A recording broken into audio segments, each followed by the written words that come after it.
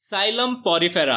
इन्हें स्पॉन्जेस भी कहा जाता है क्योंकि इनकी बॉडी पर बहुत सारे पोर्स होते हैं। ये मोस्टली मरीन एनवायरनमेंट में पाए जाते हैं, बट कुछ स्पॉन्जेस जैसे स्पॉन्जिला फ्रेश वाटर में भी पाए जाते हैं। इसीलिए स्पॉन्जिला का कॉमन नाम फ्रेश वाटर स्पॉन्ज होता है।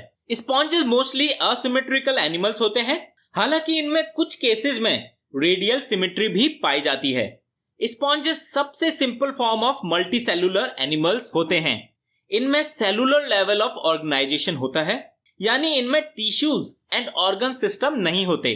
स्पॉन्जेस के बॉडी स्ट्रक्चर की बात करें तो इनकी बॉडी पर बहुत सारे पोर्स होते हैं, जिन्हें ऑस्ट्रिया भी कहा जाता है।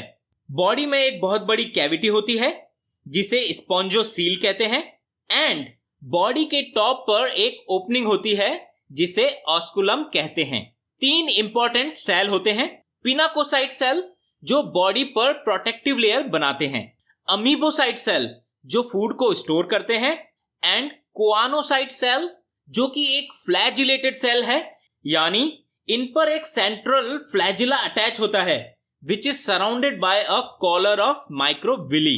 इसीलिए कोआनोसाइट सेल को कॉलर सेल्स भी कहते हैं। कोआनोसाइट सेल्स फ्लैजिला के मूवमेंट से फ्लो ऑफ वाटर क्रिएट करते हैं, जिससे वाटर ऑस्ट्रिया के थ्रू स्पॉन्जोसील में एंटर करता है एंड ऑस्कुलम के थ्रू बाहर निकल जाता है। इस वाटर करंट की हेल्प से स्पॉन्ज पानी में प्रेजेंट फूड पार्टिकल्स को इनटेक करते हैं।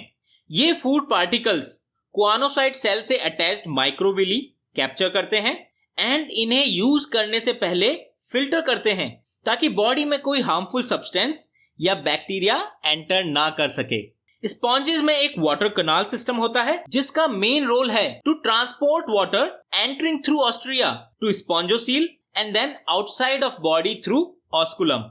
स्पॉन्जेस में 3 टाइप के वाटर कनाल सिस्टम पाए जाते हैं। इनमें सबसे सिंपलेस्ट कनाल सिस्टम है एस्कॉन टाइप, वहीं इससे कॉम्प्लेक्स कनाल सिस्टम है साइकॉन टाइप, और लास्ट कनाल सिस्टम है जो और भी ज्यादा कॉम्प्लेक्स है, leucon type canal system.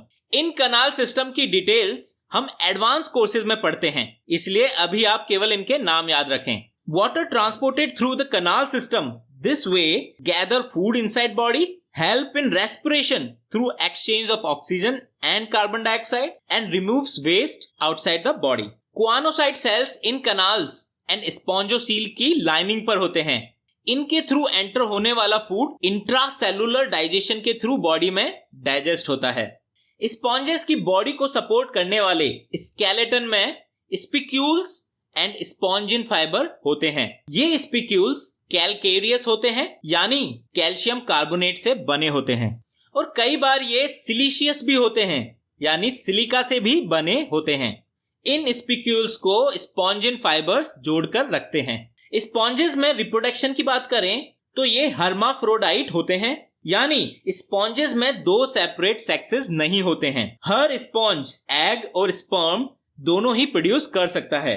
Sponges में रिप्रोडक्शन असेक्सुअली भी होता है और सेक्सुअली भी होता है। असेक्सुअल रिप्रोडक्शन फ्रैगमेंटेशन के थ्रू होता है। स्पॉन्जेस में बहुत हाई रीजनरेटिव पावर होती है।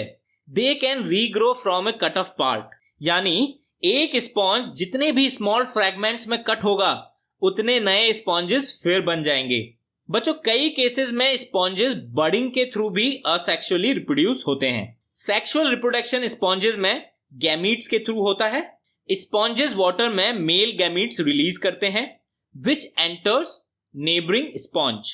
इस male gamete and egg cell के बीच फर्टिलाइजेशन होता है and the egg hatches into larval stage, जो मॉर्फोलॉजिकली डिस्टिंक्ट होता है एडल्ट से। ये लार्वे स्पॉन्ज की बॉडी से बाहर निकल जाते हैं एंड एक नए स्पॉन्ज में डेवलप हो जाते हैं। यहां से बच्चों हमें पता लगता है कि स्पॉन्जेस में फर्टिलाइजेशन इंटरनल होता है एंड डेवलपमेंट इनडायरेक्ट फॉर्म में होता है। स्पॉन्जेस के इंपॉर्टेंट एग्जांपल हैं ल्यूकोसोलेनिया, साइकॉन, यूप्लेक्टेला, यू स्पॉन्जिया जिसे बाथ स्पॉन्ज भी कहते हैं, एंड स्पॉन्जिला जिसे फ्रेश वाटर स्पॉन्ज भी कहते हैं।